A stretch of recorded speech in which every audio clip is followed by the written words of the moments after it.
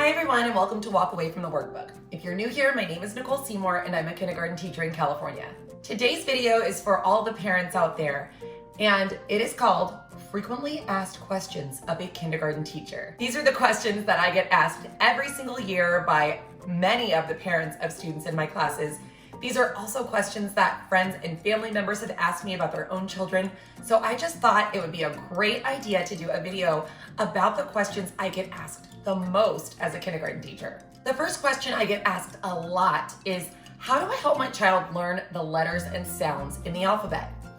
A lot of parents think that once their child can sing the ABC song, that means they know their letters and sounds. That is not the case. That just means your child has memorized the ABC song. It does not mean that they know their letters and sounds. In every kindergarten class your child would ever go into, the teacher is going to be asking them to identify letters out of order. When you are practicing letters at home, you have to do them out of order. That is the best way to do it to make sure that your child really knows them. The next question parents ask me a lot is, how do I help my child form letters correctly? It's common tendency for kids to receive giant, thick pencils at school as their first pencil. This is actually not developmentally appropriate for them. When you think about it logically, your child's hands are very small. So why are we putting a giant pencil in their hand and expecting that they can control it and get those muscles firing in a way that will help them write legibly? Best advice I can give you is to give your child golf-sized pencils so that they are able to hold that pencil really well and control it really well. And that in and of itself will help them form the letters correctly. The next suggestion I have is to start with uppercase letters. Why do we start with uppercase letters? Well, because they are a lot easier to write than lowercase letters. When it comes to writing, your child is naturally going to gravitate towards writing those uppercase letters first because they are easier. Start with those stick letters like H and A. Anything that can be used just with straight lines, you can start there. Then add in those curves when your child is ready. Another suggestion I have is to have them actually build the letters with different objects. You can use objects from all around your house. You can use toothpicks, you can use Cheerios, Q-tips, Legos. There are so many different ways to practice building letters. To get that ingrained in your child's mind that this is the way the letter looks, this is the way the letter is formed. You could also form letters using Play-Doh, shaving cream, sand, or using a stick in dirt, sidewalk chalk. One of the most popular questions I get asked year in and year out is about letter and number reversals. If your child is reversing letters in kindergarten, first grade, even in second grade, they are in the average realm for children who reverse their letters and numbers. It is very typical for kids at these ages to reverse letters and numbers. And eventually you will notice that they'll correct themselves as they become stronger readers and stronger writers. Those issues will start to correct. If you notice that the problem is not correcting itself and your child is continuing to reverse letters and numbers and words, I would say it's time to get them checked out. And even if you have, as a parent, an inkling that something might be wrong, obviously parents know best, caregivers know best. You know your child, you know what they need, you know what is typical for them and what they're struggling with. So if a teacher tells you they're probably fine, don't worry about it, but you just have this gut feeling, go with your gut. You are the expert in your child and you know what you should be expecting of them. With all that being said, I do want to explain why these reversals happen.